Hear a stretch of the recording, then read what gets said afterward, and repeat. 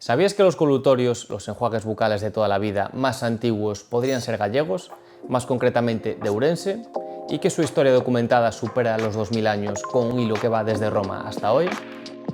Hola amigos, bienvenidos a Dentalk Stories.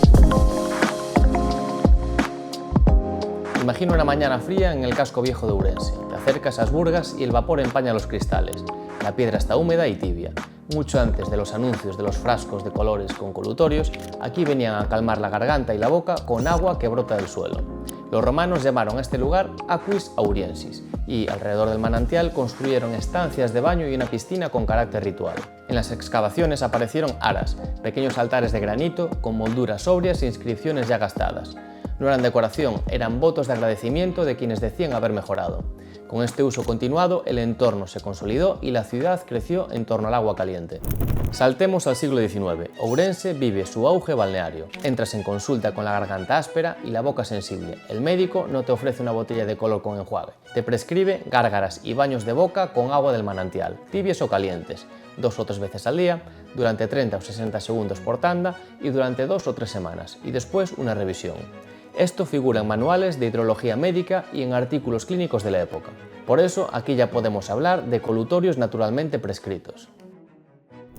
¿Y por qué puede funcionar? La respuesta tiene dos protagonistas, la química del agua y la temperatura. Primero, en Asburgas, el manantial es hipertermal, más de 60 grados, y bicarbonatado sódico, y con fluoruro. En la práctica, el bicarbonato actúa como tampón, eleva ligeramente el pH, reduce la irritación química de la mucosa y si mantienes el enjuague, facilita que el biofilm se desprenda mejor. A pocos kilómetros cambia el apellido y cambia el efecto. O Carballiño y Partovia son aguas sulfuradas. Aquí la clave es el sulfuro de hidrógeno, con su olor característico a huevo podrido. El sulfuro de hidrógeno rompe puentes disulfuro de las mucinas y el moco denso se vuelve más fluido. En vías respiratorias tiene ese efecto mucolítico y las gárgaras benefician a la orofaringe. Además, el sulfuro de hidrógeno modula la inflamación.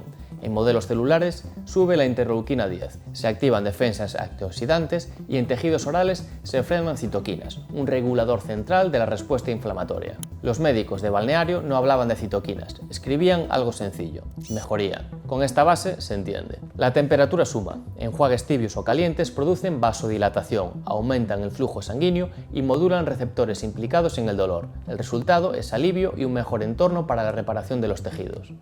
Aquí entra otra pieza que Ourense conoce bien, la piel. Además de boca y garganta, estas aguas se usan como coadyuvante en dermatitis atópica y psoriasis dentro de programas de balneoterapia. Baños pautados que ayudan a calmar la inflamación, mejorar los picores y reforzar la barrera cutánea. No sustituyen el tratamiento dermatológico, pero pueden sumar cuando se integran en un plan médico bien indicado. Vale, eso era entonces, pero ¿qué dice hoy en día la ciencia? Que la intuición iba bien encaminada. En células humanas, el agua sulfurada puede elevar la IL-10 y modular enzimas antioxidantes, menos agresión química, más equilibrio. En vías respiratorias, las revisiones científicas sobre el sulfuro de hidrógeno describen moco más fluido, mejor transporte mucociliar y un sistema inmune menos reactivo. Con aguas sulfuradas y otras bicarbonatadas, se observaron señales antiinflamatorias en modelos celulares. Bajo el microscopio, la mucosa muestra menos marcadores de irritación. Y en boca, los trabajos de revisión explican cómo el sulfuro de hidrógeno puede modular ciertas citoquinas que encienden o apagan el dolor. Lo que aún falta son ensayos controlados modernos que prueben que las gárgaras termales como tratamiento de patologías dentales concretas funcionan.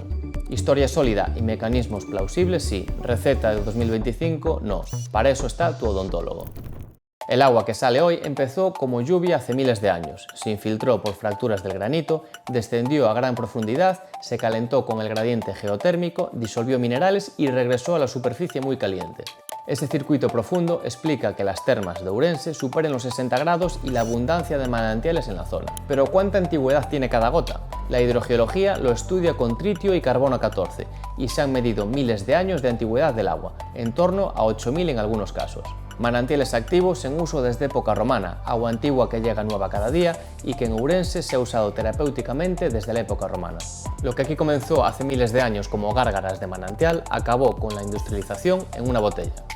El primer gran éxito fue el Listerine, en 1879, como antiséptico quirúrgico, recomendado a dentistas hacia 1895, y en 1914 primer colutorio de venta libre en Estados Unidos.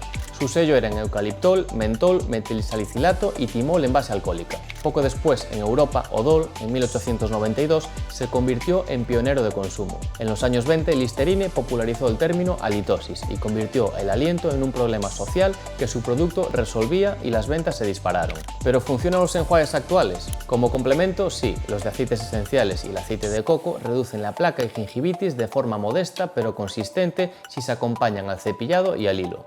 La clorhexidina, incorporada a odontología en los años 60, es muy eficaz para controlar a corto plazo, aunque puede manchar los dientes y alterar el gusto. Se usa con indicación profesional. Y ya que venimos de Roma, una curiosidad que no conviene repetir en casa.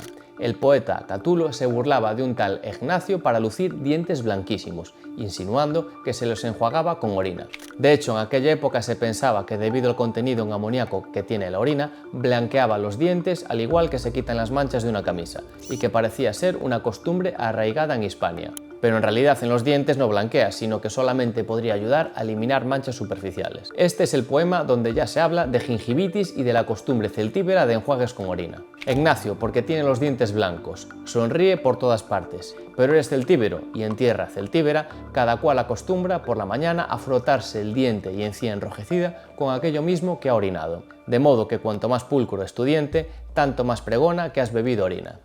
Así que, si lo piensas, no hemos cambiado tanto. Antes era agua que subía del granito, hoy es una mezcla afinada de activos. Antes un médico te pautaba gárgaras, hoy tu odontólogo te puede pautar que enjuague, cuánto tiempo y para qué.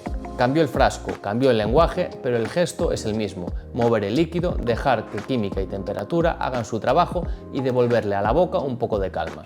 Y en algún lugar de Ourense, el vapor de Asburgas sigue recordándonos que el primer colutorio no se inventó, brotó. No olvides suscribirte a nuestro canal, darle like y puedes dejar todas tus dudas en los comentarios de los vídeos.